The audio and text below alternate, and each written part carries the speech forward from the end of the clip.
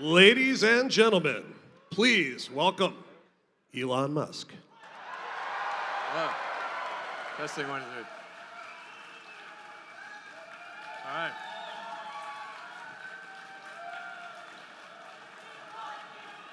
All right. All right. Welcome, everyone, to the Model X launch.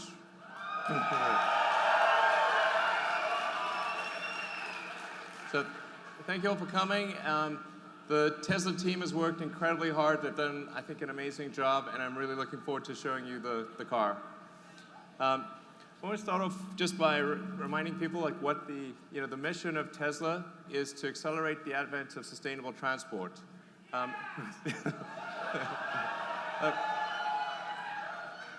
As I think you guys know, it's incredibly important that we move to a sustainable world sooner rather than later. The sooner we do it, the better it is. And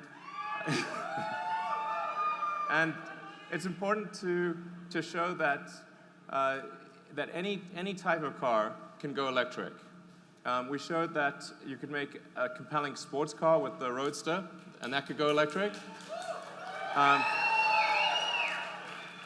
we showed that you could do it with a sedan, and now we're going to show that you can do it with an SUV.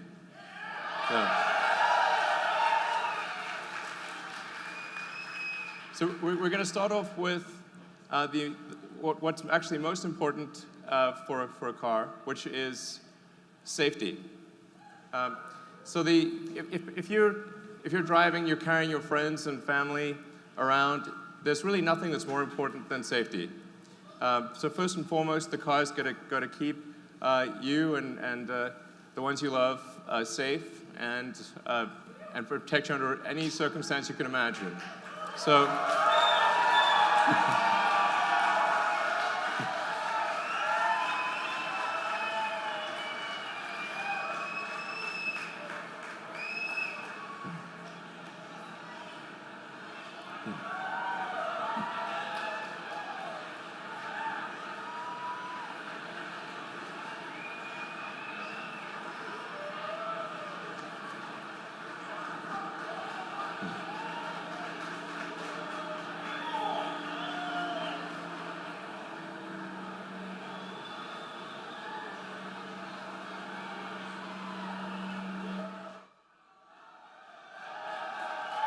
All right. Thank you.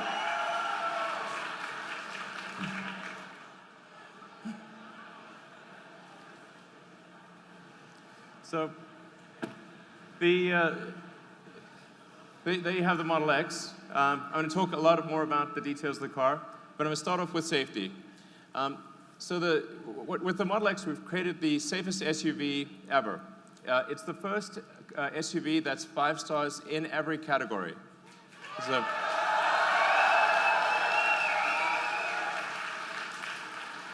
and I thought I'd just explain what does 5 stars mean, because 5 stars is not technically a statistical number. It's sort of a rough reference point. And what it actually means is it describes the probability of a serious injury in a high-speed accident. So you start off with sort of 2-star, 3-star, 4-star, 5-star, and they go down in 5% increments. So a 4-star would be a 15% probability of injury in a high-speed accident. 5-star would be 10%. Hypothetically, if there was a 6th star, it would be at 5%. And we've been able to get with the Model X an expected rating of about 6.5%. So.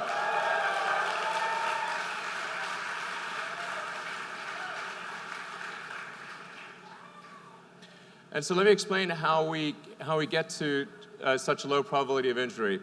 It goes to the design of the car and the fundamental architecture. So starting off with the frontal, what happens in a frontal crash. This is where most where most injuries and deaths occurs in a frontal crash. And normally with a gasoline car, you've got a large steel engine block in front. And so in a high-speed impact, that engine block compresses into the passenger compartment and obviously causes damage to the people that are sitting there. With the Model X, there is no such thing. So we have a small electric motor that's down low by the battery pack. And the net effect is that you've got a much larger distance for the crumple zone. So it's really taking impact energy is about force over distance. And if you've got a longer distance, you can actually distribute that force over that longer distance and have a better deceleration and not impact the cabin. So in the case of the frontal zone, you've got something that's the equivalent of, like, if you were to jump out of a tall building into a pool, it's the difference between jumping into a pool or a pool with a rock in it. So you don't want the pool with the rock in it. So then going on to a side impact, the Model S and the Model X are about half of the next best in the SUV class. So the X is so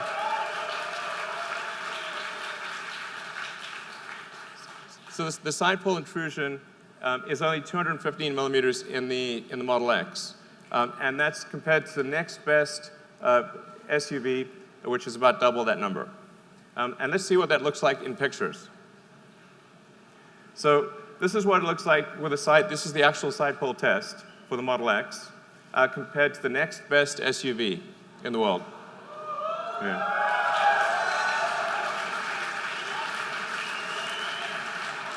I mean, this is the difference between life and death. This is a really big difference. So, and then now let's look at the rollover numbers. So the Model X, because it has a low center of mass with the battery pack and the floor pan, has half the rollover propensity of any SUV or minivan. So the probability of a rollover injury is substantially reduced.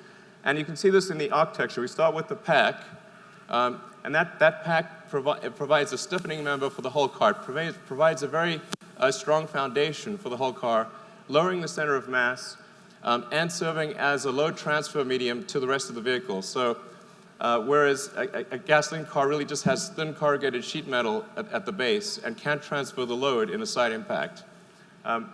So we'll just show you the rest of the car building up. You see the motors and the chassis. It gives you a sense for the core architecture of the car. Now, of course, the best protection is not to get into an accident at all.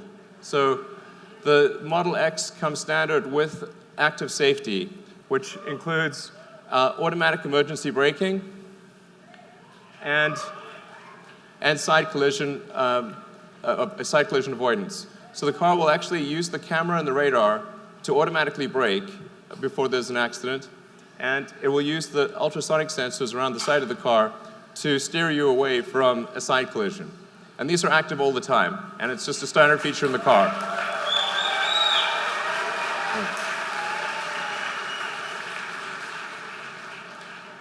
Now, the third thing, which is sort of topical, is air safety. Now, we designed the car well before recent events. So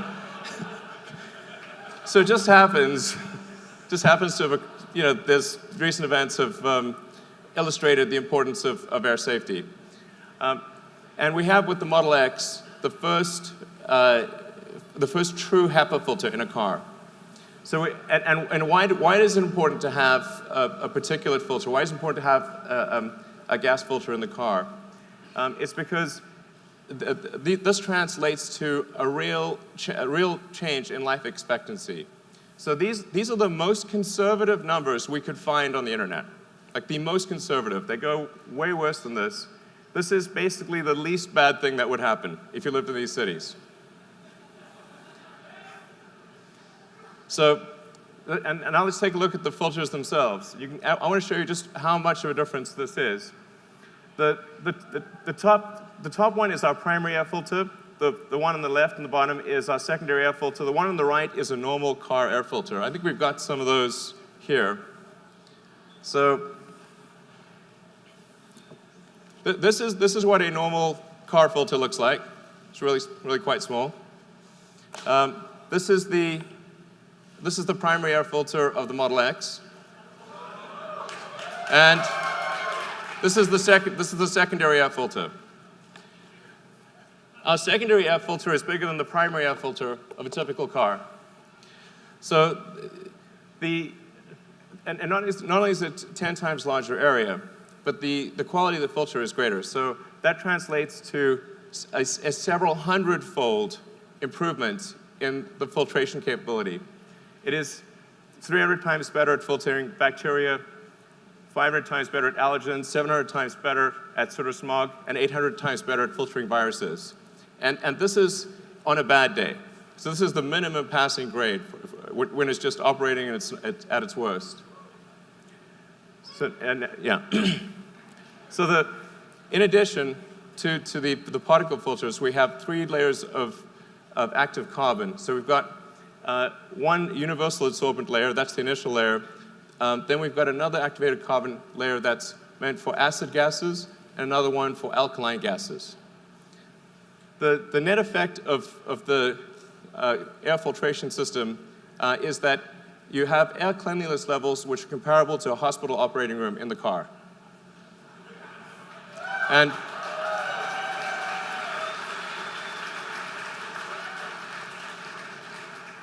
in fact, when the car is operating at its at maximum capability, so if you sort of press max capability in the car, we can't even detect any viruses or bacteria or spores. So it's like 0 come through.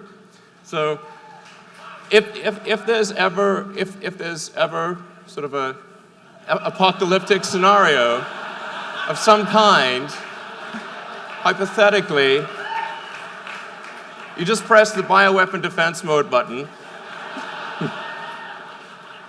This is a real button.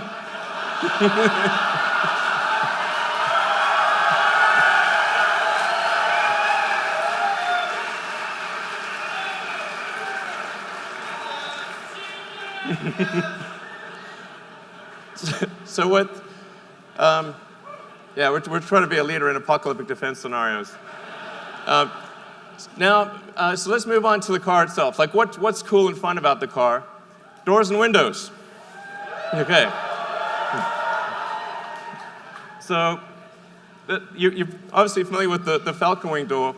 What we also have is an auto-presenting front door. So what it'll do is it'll triangulate my position and detect that I am moving towards the front door. It will open the front door without me touching anything. I will sit down and it will close the door, like an invisible chauffeur. Yeah.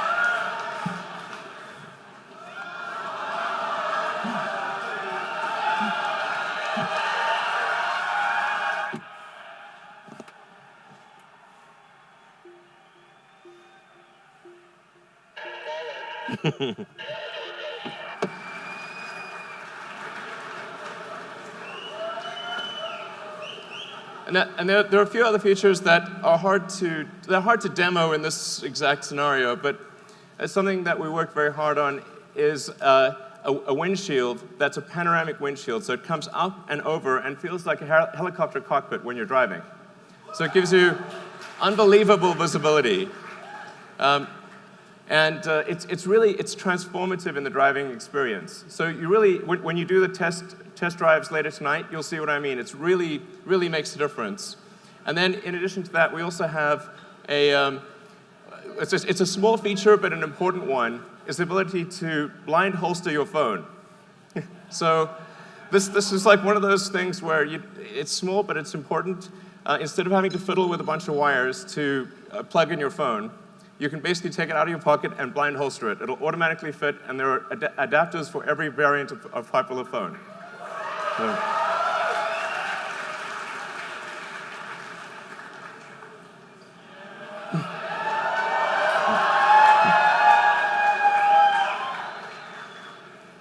So let's open these doors.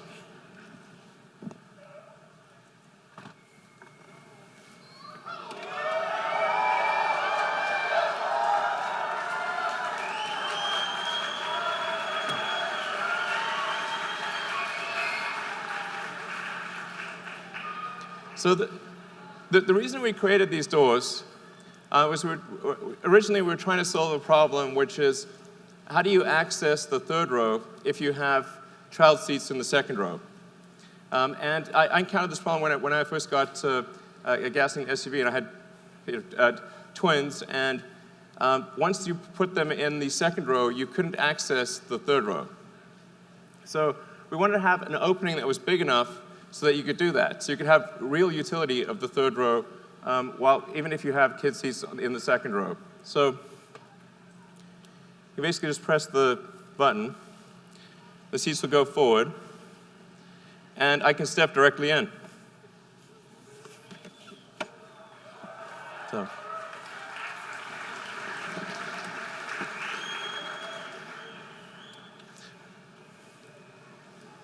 It's also important that if you have, say, a child seat here, that instead of having to cantilever your kid out in front and sort of put them basically into a small hole, you can actually just stand right here. You can actually step into the car if you want, and you can just put your child down in the child seat. It makes a huge difference in terms of back strain and comfort. So those are the two functional reasons, and then it also looks cool. So, yeah. So that's the Falcon Wing doors, and now obviously a question with the doors is, so how do they fit in tight spaces? Well, we'll show you. Let's bring out the cars.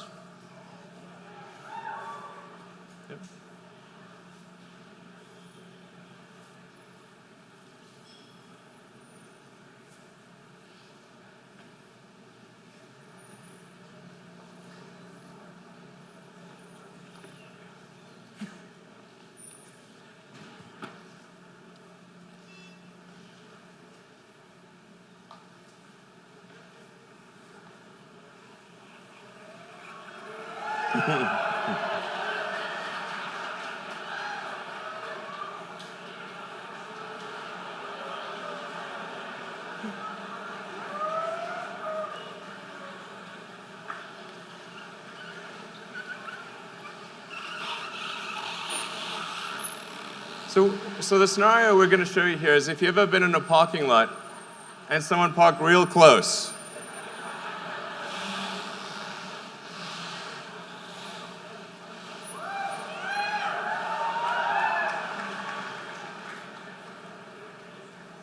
So I don't know if you can see well here, but there's only about a few inches separating the side mirrors on each side of the car. So we're going to open the Falcon Wing doors when there's barely enough room to squeeze between the two cars.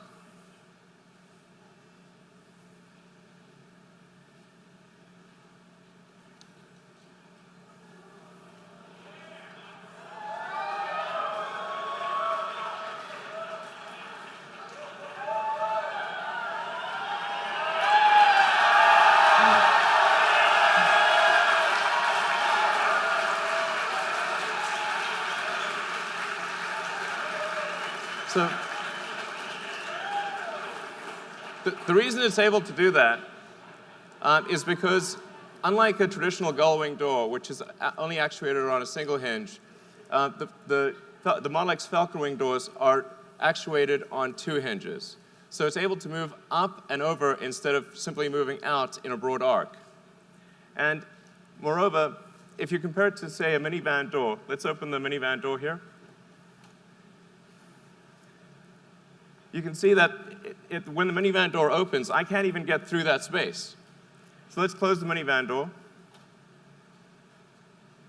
Now the Falcon Wing door is open.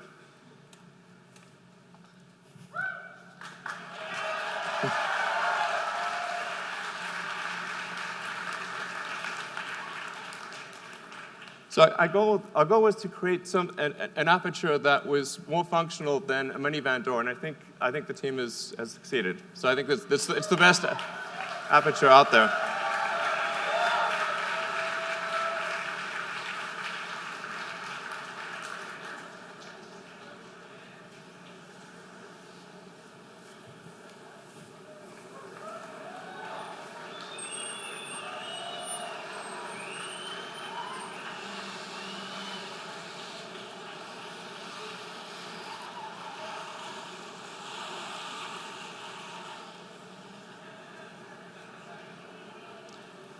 And just to illustrate what it's like in a garage, so you saw what it's like if it's tight from a side standpoint. Well, what if you have a low garage? That's one of the most common questions I get about the Model X. The car actually automatically senses what the roof height is. So there are ultrasonic sensors in the roof of the car that calculate the roof height and automatically compute a new opening arc depending upon what the height of the ceiling is and what the side obstacles are.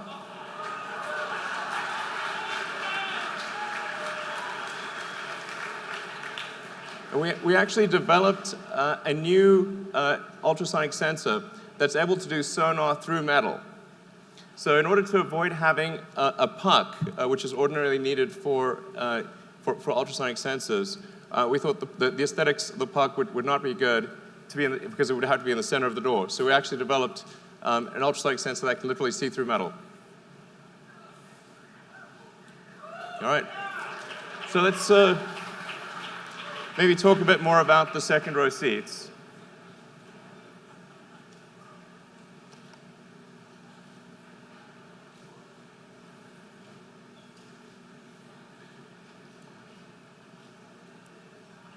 So normally second row seats in a car don't get a lot of love. So let's show you what second row seats typically look like in a car.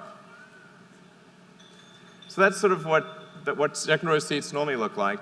But particularly when you open something and it's silhouetted, as it does with the Falcon Wing door, it tends to create a halo around the seat. So we put a lot of effort into creating a beautiful seat.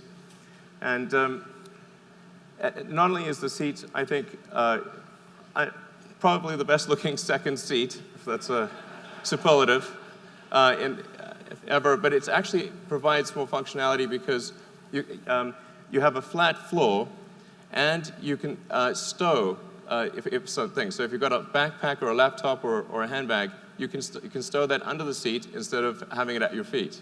So it actually provides utility as well as aesthetics. All right. And speaking of utility, let's see what the Model X can really carry.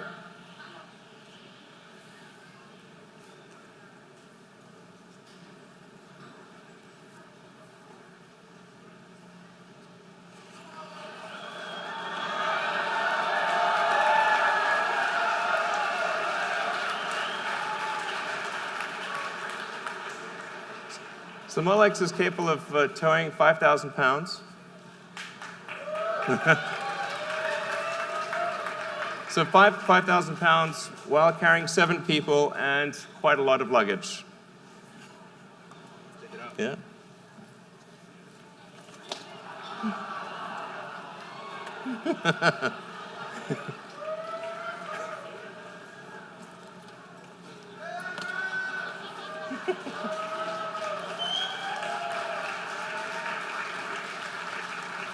And of course, let's not forget about the front.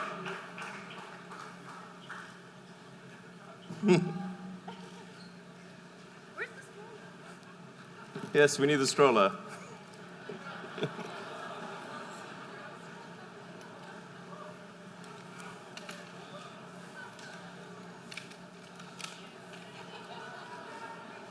There we go. Do you want to put them in or do you want to carry them out? All right. All right.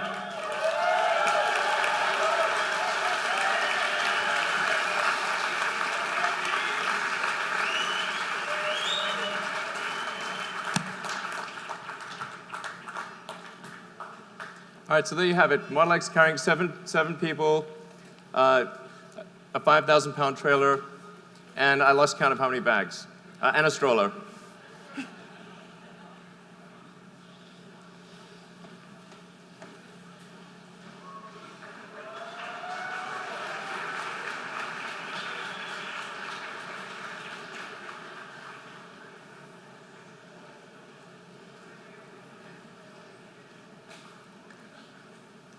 All right, so something we developed for the Model X is, like, let's say you want to carry skis, bikes, and you want to do that quickly and easily.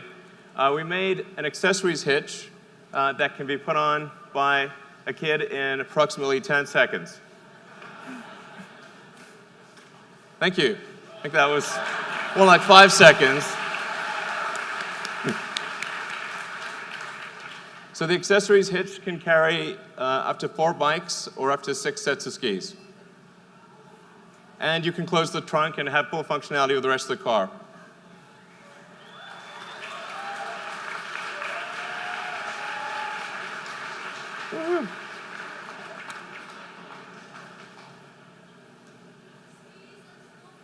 Skis and snowboards, indeed.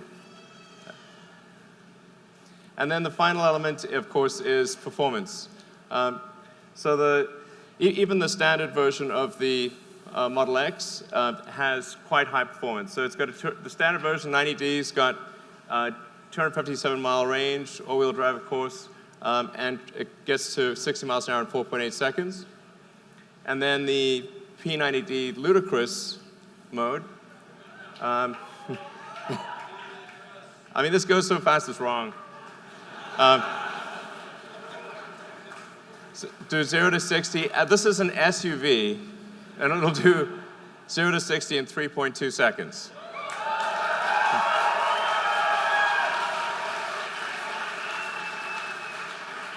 All right. So with that, let me let's hand over the post-production cars. All right.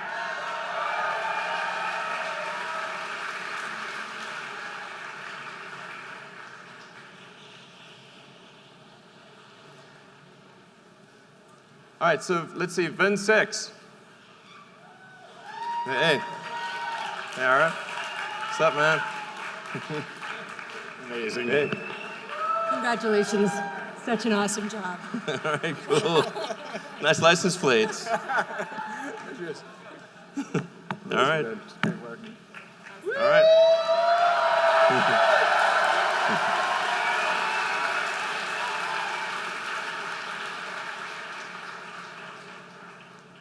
All right, it's VIN 5.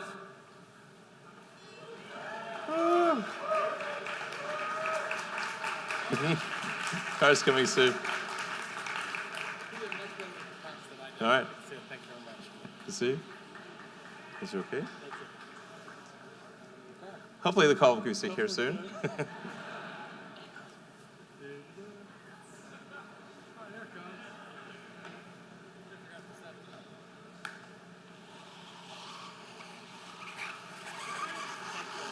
All right, thanks.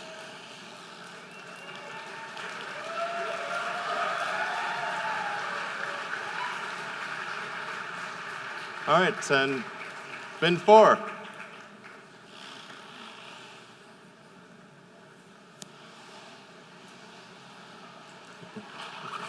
Standing for Sergey. All right. All right.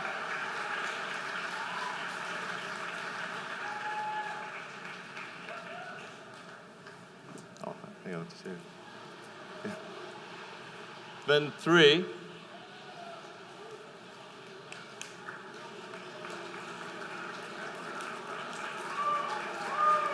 All right.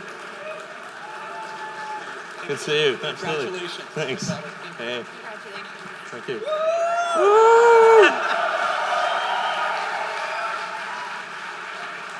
All right, and VIN 2.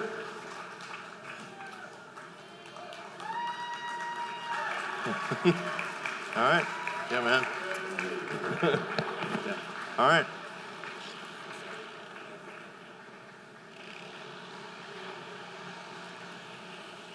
And then, let's see.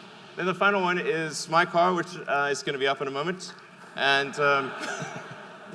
I will I'll leave my car on stage when it arrives, so that you can come and take a close look at it and cool around it and that kind of thing. And that's that, really. I hope you have a great night. Enjoy the test drives. So I'd like to thank you, and like to thank the Tesla team who worked super hard to make this night work. All right, thanks. Have a good night.